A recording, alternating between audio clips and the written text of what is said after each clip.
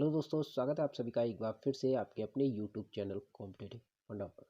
दोस्तों, यूपीएसआई 2021 के exam paper के बारे में मैं आपसे इस वीडियो में बात करने वाला हूं।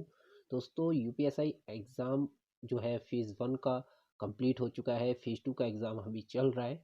तो पिछली जितनी भी शिफ्ट में एग्ज़ाम हुए हैं उन सभी पेपर्स को एनालिसिस करने के बाद मैं आपको इस वीडियो में बताने वाला हूं कि आपका अगर एग्ज़ाम आगे की शिफ्ट में है तो आपको किन टॉपिक को पढ़ना होगा, कौन कौन से वो टॉपिक हैं जिनको पढ़ने के बाद आप जो है 101% सिलेक्शन ले पाएंगे।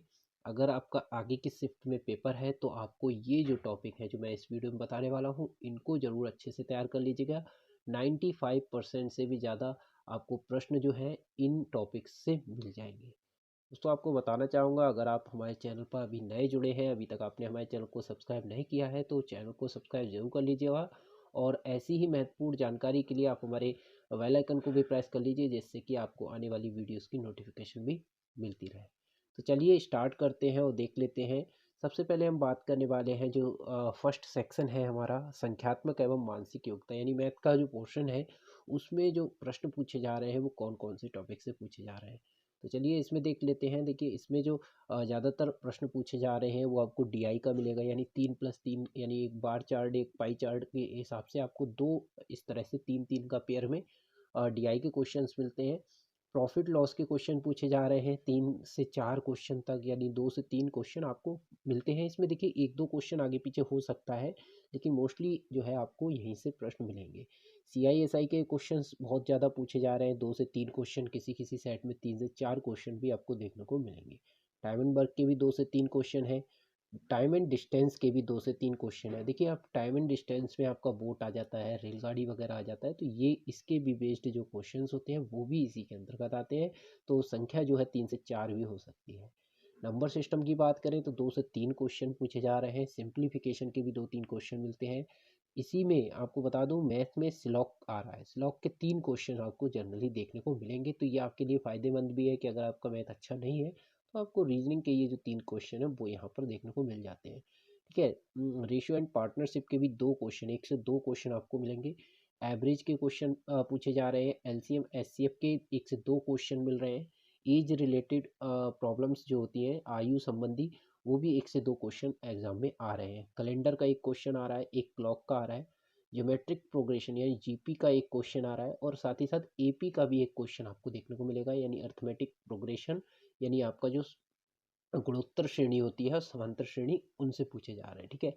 और आपका मेंसुरेशन से 1-2 क्वेश्चन, कभी कभी 3 या 4 क्वेश्चन भी आ रहे हैं, बहुत ही सिंपल आ रहे हैं। अगर आप मेंसुरेशन के फॉर्मूले अच्छे से याद करके जाते हैं, खास करके जो 3D वाला पोर्शन है, 3D में आपका जो आता है, बात करें तो अगर आपका घन घनाव, बेलन, शंकु और आपका गोला अर्धगोला, ये इससे बेस्ड क्वेश्चन पूछे जा रहे हैं। अगर आप इनके सिर्फ वॉल्यूम का फार्मूला और वक्र पृष्ठ का और उनका संपूर्ण पृष्ठ का फार्मूला याद करके जाते हैं तो फार्मूला बेस्ड क्वेश्चन मिलेंगे, आप बहुत ही आसानी से इनको कर पाएंगे। इसके बाद आपको जो है अलजेब्रा के 1 या 2 क्वेश्चन आपको देखने को मिलेंगे। तो मैथ में सिर्फ ये टॉपिक है। इन टॉपिक को अगर आप अच्छे से तैयार कर लेते हैं तो आप जो है मैथ में जो है आराम से 35+ स्कोर कर पाएंगे, क्योंकि इस इन्हीं क्वेश्चंस, यही जो टॉपिक है इन्हीं पर ही बेस्ड आपको क्वेश्चंस ज़्यादातर एग्जाम में देखने को मिल रहे हैं। तो आपका अगर आगे की शिफ्ट में पेपर है तो आप अभी से इन टॉपिक को बहुत अच्छे से करिए। बाकी टॉपिक जो भी थे, आपने अब तक जो भी पढ़ा उनको छोड़ दीजिए।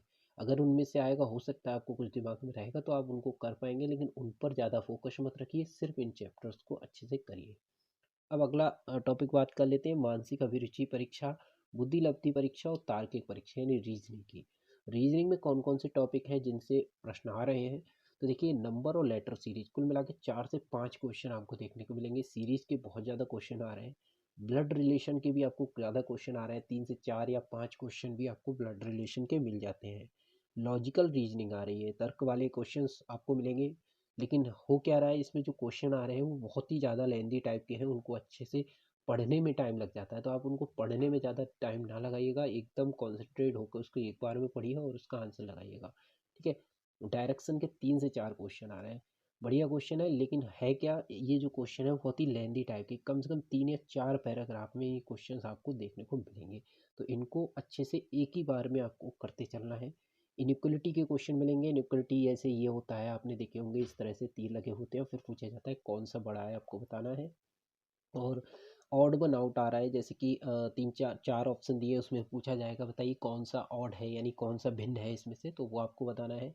शीटिंग अरेंजमेंट का एक या दो क्वेश्चन आपको मिल जाएंगे, सिंपल सा होगा, ज़्यादा से ज़्यादा आपसे सर्किल टेबल में चार या पांच लोगों को बैठा देंगे, या फिर लाइन में आपको जो है नॉर्थ की साइड में फेस करके बैठे होंगे, उनसे रिलेटेड ही क्वेश्चन पूछा जाएगा। ऑर्डर रैंकिंग के एक या दो क्वेश्चन आपको मिलेंगे। मिरर इमेज से संबंधित क्वेश्चन आ रहे हैं। मिरर जैसे आपको एक इमेज दी जाएगी, एक बीच में मिरर बना दिया जाएगा, आपसे पूछा जाएगा बताइए इसकी मिरर इमेज कौन सी होगी। डाइस, ओपन डाइस आ रहा है, ठीक है। डिक्शनरी ऑर्डर में पूछा जा रहा है कि कौन सा शब्द जो है डिक्शनरी ऑर्डर में अरेंज कीजिए, या डिक्शनरी ऑर्डर के हिसाब से पहला या दूसरे नंबर पे कौन सा आएगा।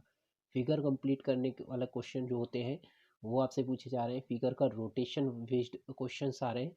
और फिगर का कैलकुलेशन, जैसे कि वो आपने देखे होंगे वेन डायग्राम वाले जो क्वेश्चंस होते हैं, कि डॉक्टर और यहाँ पर लड़का लड़की, इस तरह से फिर पूछा जाता है कुछ ऐसे लड़के बताइए जो डॉक्टर हैं या फिर इंजीनियर हैं, इस तरह से जो क्वेश्चंस होते हैं वो आपसे पूछे जा रहे हैं। और फिगर काउंटिंग के एक आपसे पिक्चर दे दी जाएगी, उसमें पूछा जाएगा नंबर ऑफ ट्राइंगल्स बताइए, नंबर ऑफ रेक्टेंगल्स बताइए, तो ये सारे इस तरह से आपसे फिगर काउंटिंग के भी क्वेश्चन एग्जाम में देखने को मिल रहे हैं।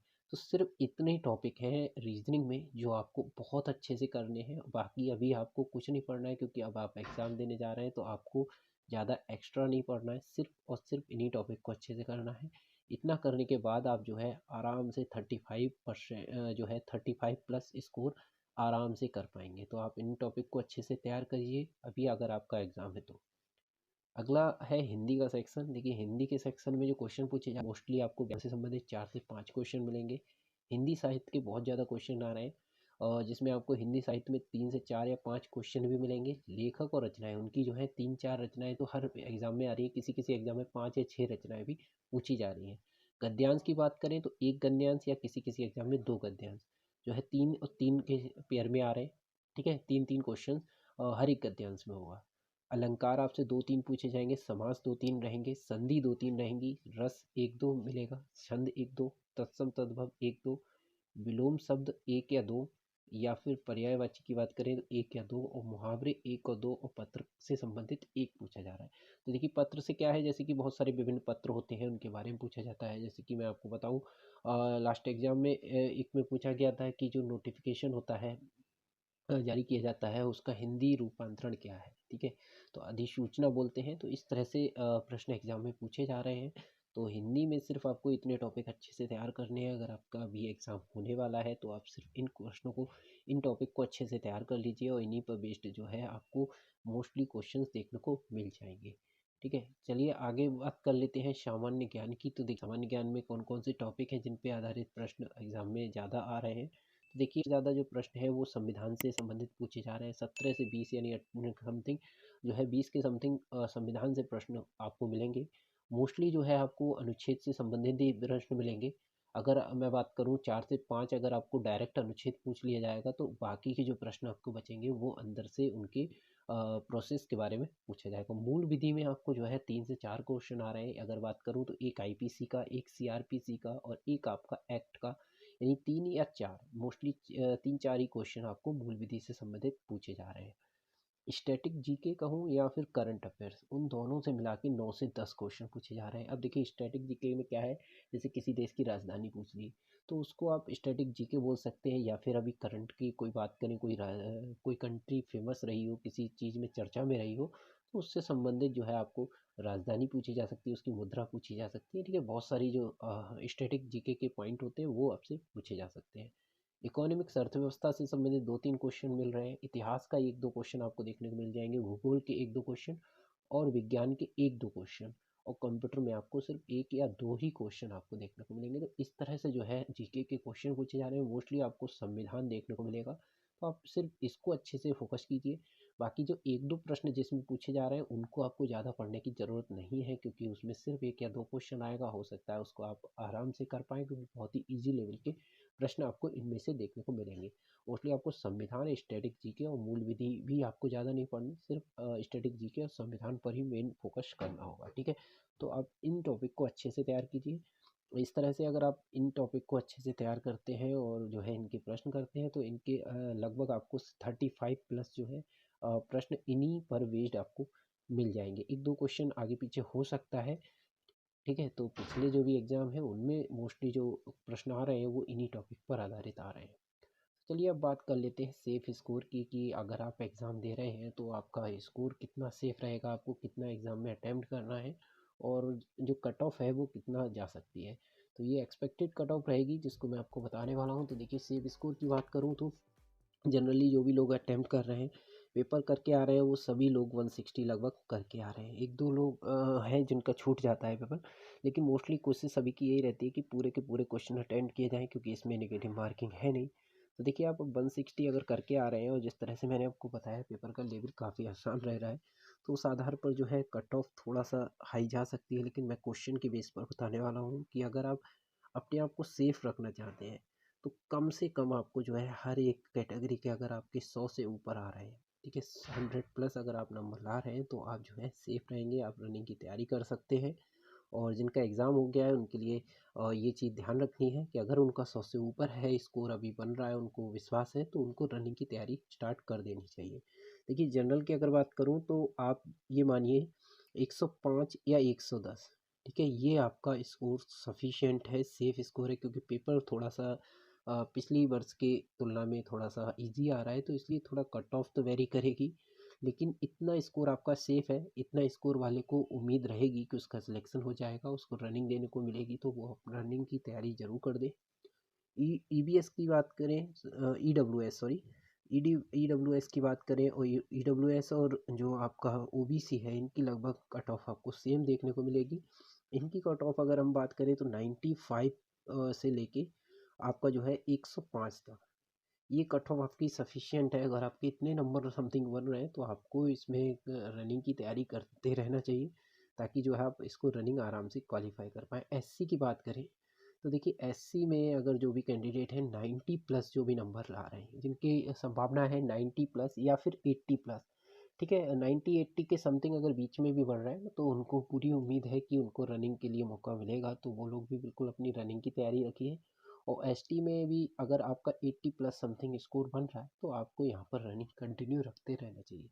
देखिए ये सारे एक एक्सपेक्टेड कट ऑफ मैं बोल सकता हूँ, क्योंकि इसमें क्या है ये आपके लिए बताना इसलिए ज़रूरी था, क्योंकि अगर आप एग्ज़ाम देकर आ रहे हैं तो आपको ये पता होना चाहिए कि आपका कितना स्कोर बनने के बाद आपको जो है रनिंग की तैयारी करना चाहिए, क्योंकि रनिंग एक ऐसी चीज़ है आप एकदम तैयार नहीं कर सकते, ठीक है। आपको अपनी बॉडी को उस लायक बनाना होगा, तो अभी से आप जो है जो है स्टार्ट कर सकते हैं, थोड़ा थोड़ा रनिंग स्टार्ट कर सकते हैं। और बॉयज़ के लिए 5 किलोमीटर की रनिंग है पूरी 4.8 की, तो काफ़ी लंबा हो जाता है इतना चलना। जिसकी हैबिट नहीं होती चलने की उसको प्रॉब्लम हो सकती है, तो आप लोग अब कंटिन्यू रखिए। और इतना स्कोर बन रहा है तो आप रनिंग के लिए ज़रूर तैयार रखिए, क्योंकि अपनी बॉडी को बनाइए, हो सकता है आपकी रनिंग जल्द हो जाए।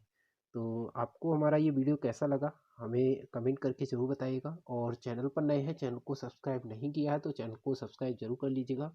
बेल आइकन को प्रेस कर लीजिए, जिससे आने वाली हमारी सारी वीडियोज़ की नोटिफिकेशन भी आपको मिलती रहे। तब तक के लिए दोस्तों, थैंक यू। जय हिंद।